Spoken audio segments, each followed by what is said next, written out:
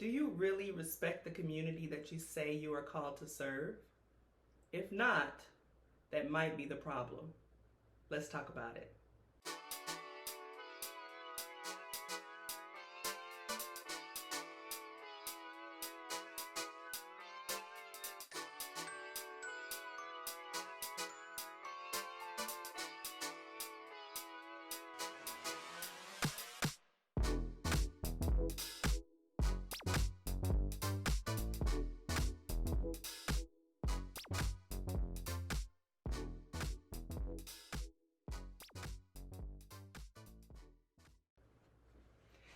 All right, everybody, it's Nat C Jones here again, your Master Facilitator, and today we are going to talk about one of my favorite Aretha Franklin songs, R-E-S-P-E-C-T,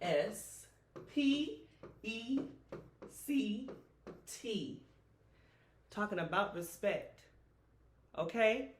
Respect is so important. Here's the thing. The members of the community that you are desiring to serve or connect with, they are comprised of human beings.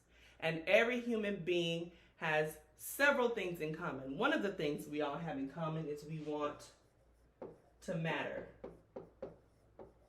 We want to feel like we matter. We want to feel like if we are not a part of something that it would be affected somehow, or when we join something, or when we enter a room or enter a program or a process, that something shifts, something changes. We want to have influence, okay? We want to know that if something happened to us negatively, that people would be worried and concerned, or that they would miss us. We want to matter, okay? What's something else that human beings want? Is respect.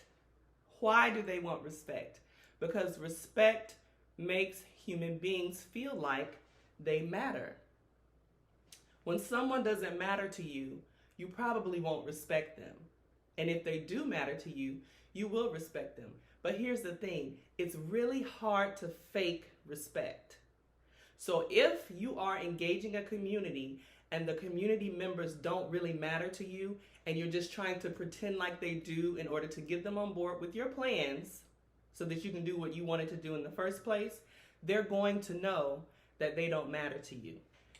And the difficult part about being a part of community development, as I have been for the past 15 years, is that I've come across a lot of organizations, philanthropists, so-called philanthropists, organizations, churches, philanthropists that say they want to engage the community, but when it's time to create the plans that are going to impact these communities, they don't even ask the community how they feel about the plans. Now, I've talked about this before, and you're going to hear it over and over again. In order to make the community members feel respected, there are a number of things that you can do. Okay, let's talk about them. Number one, respect. These are respect factors. One of the ways that you can make community members feel more respected is to ask for their opinion about whatever it is that you are planning to do. Opinion? No, don't ask for their opinion. Ask for their opinion.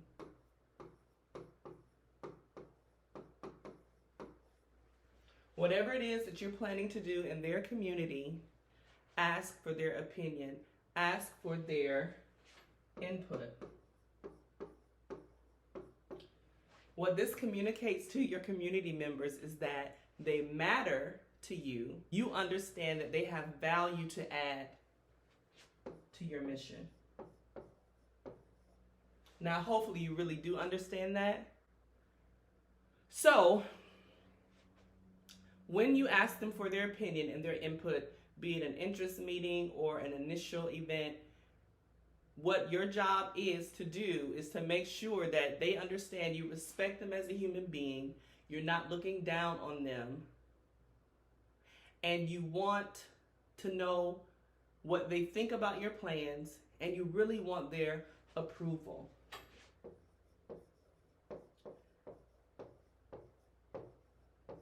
Letting the community know that you're seeking their approval puts you in a very vulnerable position. But here's the thing about vulnerability. Vulnerability opens people up. So when you're vulnerable with the community, they will move closer to you. And when they move closer to you, they're more likely to agree with you. They're more likely to hear you and to listen to you because you put yourself in a vulnerable position.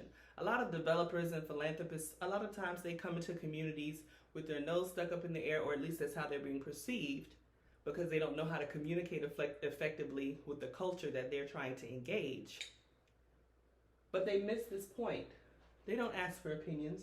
They assume that they already know what it is that all of these adults need, and they go for what they think they know, and they're usually wrong. And there are consequences to pay for making assumptions. Now, you heard the saying about assumption, it makes something out of you and me. I'm not going to say that, but you get what I'm hinting at. So seek their approval. A lot of times people are told, don't seek approval. Don't care about what anybody thinks about you. Nobody really does that. The whole reason that social media is so popular and successful is because human beings seek approval. It's a natural thing that we do. Well, the interesting thing about low-income communities and communities of color is they're used to being in a position where nobody cares about what they think.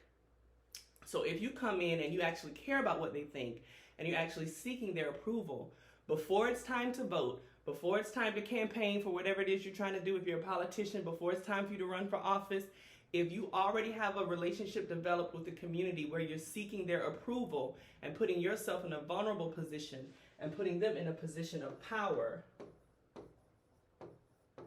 you are already ahead of the game. Here's something that I think you should understand. A lot of people don't know. This is a secret for developing relationships with people. Customer service brings you so much closer to what you want. Customer service requires vulnerability, it requires strategy, and it requires a deep understanding of human nature. A lot of people think that a service position is a position that is degrading, but the truth of the matter is a service position is a position of power. When you are serving someone, again, as I said before, it gives you a vulnerable position. The vulnerability position is one that allows the person that you're being vulnerable with to let their guards down. That's what you want. You want them to let their guards down. If you come into any situation puffed up, arrogant, people are going to puff up and be arrogant with you. People are going to mirror what you give them. If you come in vulnerable, you're more likely to receive vulnerability as well. Now, we know that people use this in negative ways when they're not being genuine. A lot of people use this as a mind trick to manipulate people. In dysfunctional relationships, romantic relationships, a lot of times people will come off, one partner may come off vulnerable, but that's not really who they are, but they just know that this works. This works whether you're really being vulnerable or not. But again, like I told you, if you're not genuine, the community will know. Because this is not just one person, this is a collective. And somebody's going to find out if you're not being genuine. So be really vulnerable and understand, like I said before, the community holds the expertise. They have something you need. You don't just need their votes. You also need their knowledge about their community. The more you know what they know, the more effective you can be at implementing your plans. I have a great example of this. When I was in college, my father taught me to always be nice to janitors and it was janitors and secretaries. He told me to always be kind to the people that other people overlook, and that it would give me access to places that other people couldn't go. This is a very, very important lesson. Please teach your children this, but also the people on your team that are going to be engaging the community. Be kind to the overlooked.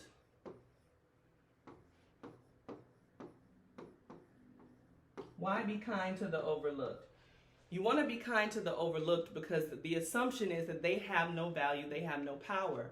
but oftentimes they have secret access to something that you need. Now, you should just be kind because it's a good thing to be kind to all people. But if you want to incentivize kindness, understand that even the overlooked have value.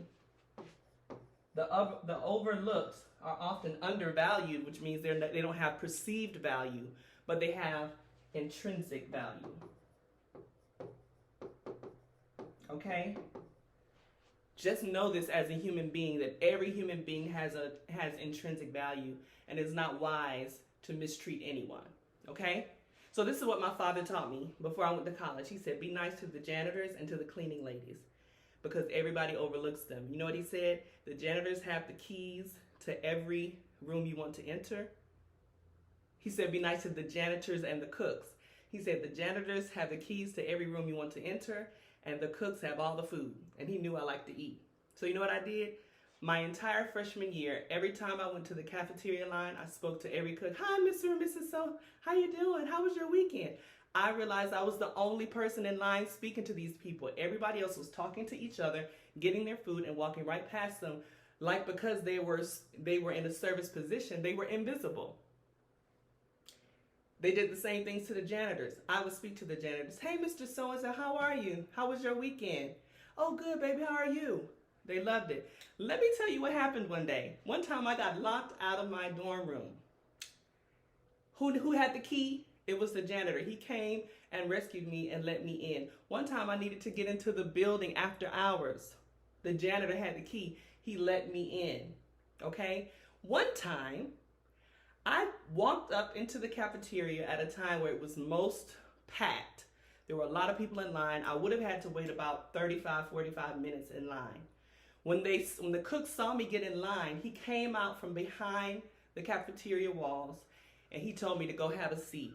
He sat me down and I didn't know what was going on. You know what happened? They brought me food to my table like I was at a restaurant. I wasn't at a restaurant. I was in a college cafeteria, and all of my peers were looking at me like, well, who is she? You know who I was? I was someone who valued people that they overlooked. Not only did they bring me my food hot, but I got to eat what they got to eat. Oh yeah.